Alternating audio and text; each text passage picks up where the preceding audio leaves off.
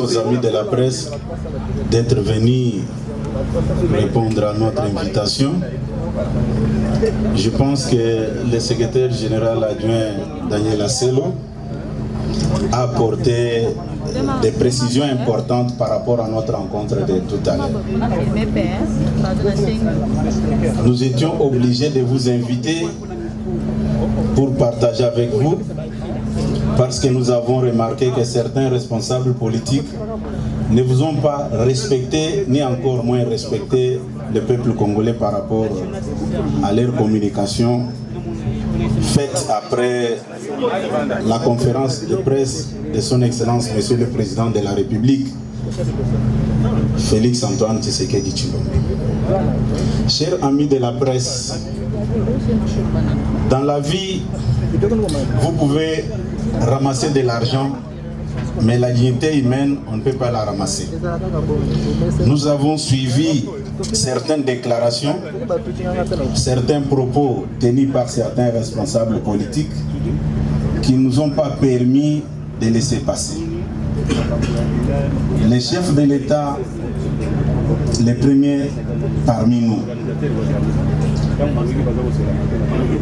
avaient lancé une invitation à votre égard et vous avez répondu et vous avez échangé avec lui, ce qui était une bonne chose.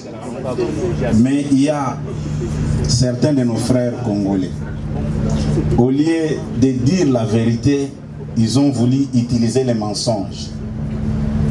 Je parle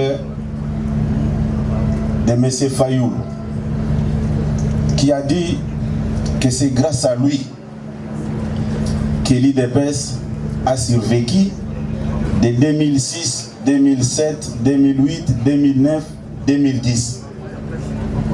Je pense que c'est manquer du respect à l'IDPS et aux responsables de la presse que vous êtes.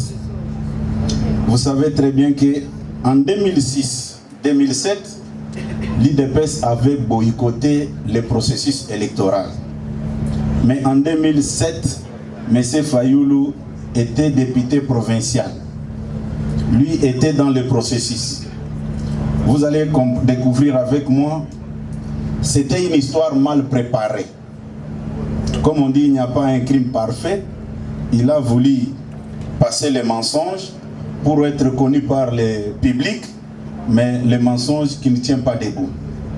Comment expliquer quelqu'un qui était engagé dans un processus et nous qui étions opposés au processus en question, et la même personne pouvait venir nous prêter ses béquilles pour notre survie? Et c'est du mensonge. J'aimerais que vous puissiez retourner chez lui, lui poser la question que nous étions en face du secrétaire général. Il nous a dit que vous nous avez manqué du respect en utilisant les mensonges. Il dit encore, par rapport aux dates présentées par lui, je vous dis qu'il n'y a pas de sérieux, il n'y a aucune vérité. C'était un discours tenu seulement pour se donner de l'importance et se faire connaître encore auprès du grand public. De 2006 à 2007, nous étions opérationnels à tous les niveaux. Et lui, c'est ce qu'il était en train de faire, comme je venais de le dire, qu'il était député provincial. Au mois d'octobre 2008, son ami qu'il avait amené à l'IDPS, je parle de M. Albert Moleka. Moleka est nommé assistant et porte-parole au lieu et place de M. Aka Mas, père son âme. Arrivé au mois de novembre, Moleka l'amène ici, là où était notre ancienne permanence sur Avenue Ignace. Il nous présente que non, c'est mon ami Martin, il est député provincial. À l'époque, si je ne me trompe pas, son actuel secrétaire général avait les fonctions de vice-président, M. Devos Kitoko. Quand nous sommes réunis à notre ancien siège, on avait arrêté un programme d'organiser une marche. J'aimerais que vous puissiez me suivre très bien, puis c'est très important, puisque le malheur pour lui, il a tenu ses discours au moment où nous marchons encore sur nos deux pieds et nous sommes encore en vie et nous sommes disponibles à rétablir la vérité. Quand ils sont venus chez nous, le premier incident que nous avons connu était de nous demander, comme vous êtes là, d'enlever nos drapeaux de l'UDPS, non parce qu'il y avait d'autres partis politiques. Et j'étais opposé à cette démarche. Si M. Bomaza était encore en vie par son âme, il pouvait vous le témoigner. Nous sommes sortis avec eux, arrivés au niveau de la rivière Kalamou. Ils avaient fait venir une fanfare là avec un monsieur là, avec une petite taille comme ça. Quand nous sommes arrivés au niveau de la rivière Kalamou, on s'est dirigé vers le rond-point Victoire. Et la police est sortie et elle a commencé à tirer des coups de feu en l'air. Et Fayoulou a pris fuite avec tout son entourage et nous étions restés seuls. C'est très important de préciser toutes ces choses-là.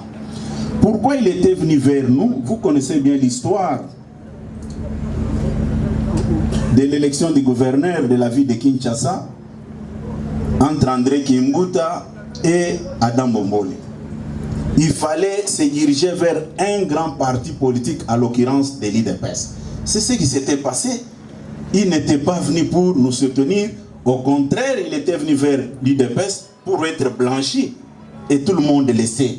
Et manquer du respect de cette manière à l'UDPS. Et citer même les noms des gens de cette manière-là que non, voilà, vous pouvez demander à l'actuel VPM de l'Intérieur et Albert Moleka, c'est faux et archi faux. Arrivé en 2009, c'est Alexis Moutanda. Certains parmi vous venaient couvrir les activités de l'UDPS. Moutanda avait mis en place une politique communicationnelle de tenir des points de presse chaque semaine et de faire des descentes à la base pour redynamiser le parti dans des provinces. Un parti qui n'existait pas, comment est-ce que le secrétaire général de l'époque pouvait faire toutes ces activités-là? Et à cette époque, l'actuel VPM de l'Intérieur, Maître Jacquemaine Chabani, était secrétaire national dans l'équipe Moutanda. Bon, comment lui pouvait prendre des langues avec Jacquemaine et Moleka sans passer par le secrétaire général Alexis Moutanda, qui a dirigé le parti de 2009 à 2010. Arrivé au mois d'octobre et au mois de décembre, nous avons organisé notre congrès sous le leadership de fait Dr Étienne Tshisekedi. Et vous allez comprendre avec moi que le parti se portait très bien, il n'y avait aucun problème. Et c'est le jour du congrès, le 10 décembre 2010, que nous avons invité tous les responsables politiques de cette époque. D'ailleurs, pour une meilleure précision, quand Fayoulou venait, était classé parmi les acteurs politiques mineurs, puisqu'il n'avait aucun poids politique à cette époque-là. Il était venu à l'UDPS pour être connu des grands publics. Et quand nous sommes retrouvés à la 13e mairie le jour du congrès, il n'était pas seul. Il y avait le fait Jacques Chaloupa, paix à son âme. Il y avait Nemwandansemi, paix à son âme. Il y avait Steve Mikaï. Il y avait tant d'autres responsables politiques. Comment ils pouvaient avoir le courage de vous tromper? Mais vous êtes de la presse, vous maîtrisez bien l'historique de la politique de notre pays. Et vous avez laissé les mensonges comme ça passer dans les têtes des grands publics. Et nous, à l'UDPS, on ne pouvait pas laisser passer ça comme ça. Et arrivé en 2011, Jacquemaine Chabani est devenu secrétaire général de l'UDPS en 2011. Et rappelez-vous, en 2012, Fayoulou avait désobéi au mot d'ordre donné par le fait Dr Étienne Tshisekedi de boycotter la législature de 2011, et tout le monde le sait. Mais venir vers nous, venir vers vous les journalistes et rencontrer les mensonges, et pour nous c'était une humiliation. Il fallait rétablir cette vérité-là. Et Fayoulou, c'est dans quelles conditions il était venu à l'UDPS. Nous l'avons nous l'avons fabriqué, je pèse bien mes mots, nous l'avons fabriqué. Puisque dans tout ce que nous avons mené comme combat, Fayulu n'était pas avec nous. Il n'était pas avec nous. Et vous devez les retenir, c'est très important. Moi, l'avantage que j'ai dans tout ce que vous voyez, je suis parmi les anciens. Et tous les anciens de l'IDPS et tous ceux qui ont mené les combats savent de quoi je parle. Mais chercher à tromper les petits peuples, rencontrer des mensonges sur un grand parti politique qui a une histoire dans ce pays, là c'est cracher sur la mémoire des faits Dr Etienne Tshisekedi. Et j'étais obligé de vous inviter, puisque c'est par votre canal qu'il avait fait passer le mensonge qui a circulé. Et arrivé en 2012, il avait fait ce qu'il avait fait. Mais tout ce qu'il menait comme démarche, il voulait s'approprier l'IDPS seul. Et ça, nous, on ne pouvait pas permettre que ça puisse évoluer de cette manière-là. Arrivé en 2015, nous avons mené notre campagne de redynamisation du parti avec l'actuel chef de l'État, à l'époque secrétaire national aux relations extérieures. Nous avons sillonné une grande partie de l'Est de notre pays. Fayulu n'était pas avec nous. Vers la fin, en 2016, vous pouvez vérifier tout ce que je suis en train de vous dire. Le président du parti, Papa Etienne Tshisekedi Wamulumba, paix à son âme, il nous donne un mandat. Il nous confie le mandat de réunir toute l'opposition congolaise dans son ensemble pour aller à Genval en Belgique. Fayulu sait ce qu'il nous avait dit, puisqu'il comptait beaucoup sur la santé de Papa Etienne Tshisekedi. Et nous étions au courant. Tous les discours qu'il était en train, tous les discours négatifs, je dis bien, nous étions au courant de tout ce qu'il était en train de dire. Et il n'était même pas sûr que Papa Etienne allait rentrer au pays vivant. En 2016, si Fayulu est sincère, qu'il vous dise ce qu'il avait dit à un acteur important de la société civile, qui lui avait prodigué des conseils.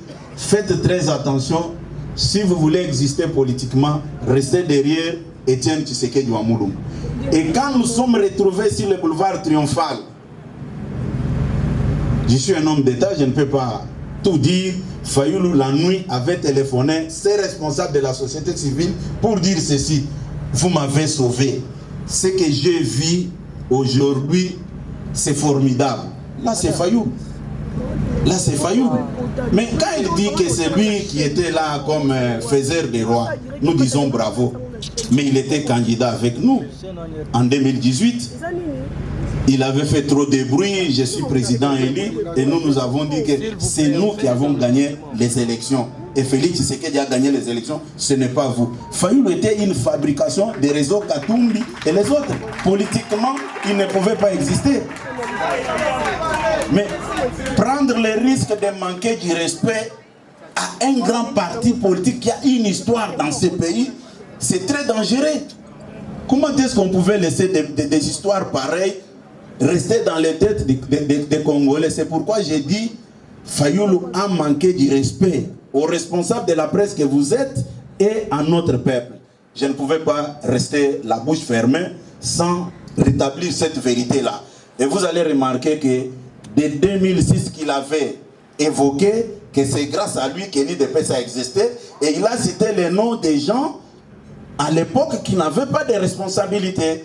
Puisque nous avons fait des manifestations avec lui, avec l'actuel VPM de l'Intérieur comme secrétaire général. Jacquemain est devenu secrétaire général en 2011 après le congrès. Mais voilà comment est-ce que dans le mensonge, il oublie même que la personne que je cite n'avait pas encore de responsabilité pour engager le parti. De 2006 en 2010 qu'il avait dit, c'était vraiment du poudre rosé, il n'y avait pas de vérité par rapport à ça. Et quand nous on se battait dans l'opposition, on ne nous avait jamais demandé nos origines. Et aujourd'hui, quand Félix Tshisekedi arrive au pouvoir, pour l'affaiblir, on utilise la ruse. Oh non, c'est un tribaliste, voilà. D'abord, ce qui se passe là, ses propres frères murmurent. C'est ce que les gens ne savent pas. Hein? Mais Senanga doit comprendre qu'il n'y a aucun président sérieux dans ce pays qui a dirigé ce pays très correct comme Félix Antoine Tshisekedi.